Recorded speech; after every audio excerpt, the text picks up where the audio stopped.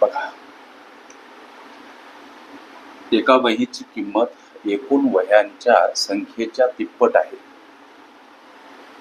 तर 972 रुपयामध्ये किती वह्या खरेदी करता येतील असा प्रश्न सोडवायचा कसा लेकरांनो? इथं वहीची किंमत लक्षात घ्या आणि इथं वह्या, या दोन गोष्टीला समीकरणबद्ध करता यावं.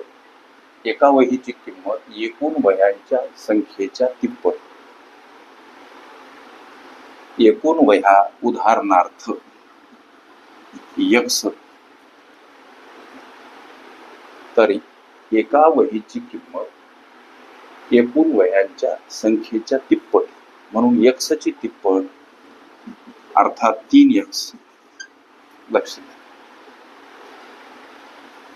आता गणित म्हणते की 972 मध्ये किती वह्या खरेदी करता येतील, म्हणून हे दोन पद इथं गुणिला स्वरूपात समोर 972 रुपये ही रक्कम, हा गुणाकार 3x आणि वर्ग 972 रुपये. या x वर्गला एकटं करू 972 कड जाताना 3 भागीला x वर्ग बराबर, हा भाग द्या, 3 3 9, 3 2 6, 1 उरला झाले 12, 3 चूक 12. आता हे वर्गपद घालवायचं म्हणजे ही समोरील संख्या वर्गमुळात.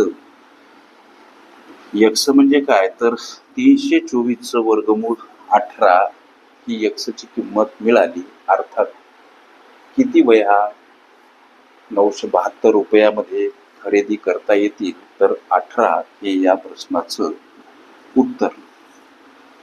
आता प्रश्न एखाद्या वेळेस एका वहीची किंमत किती असा जर असता तर 3x मध्ये मिळाल्या x ची किंमत मांडून उत्तरापर्यंत जाणे. ओके, प्रश्नकर्त्या विद्यार्थ्याने पर्याय दर्शवले नव्हते. ओके, संकीर्ण प्रश्न संच ही माझी प्लेलिस्ट अवश्य बघा. त्यामध्ये विविध स्पर्धकांनी विविध अंकांनी विचारल्या संभाव्य अशा असंख्य प्रश्नांचा सराव तुम्हाला करता येईल.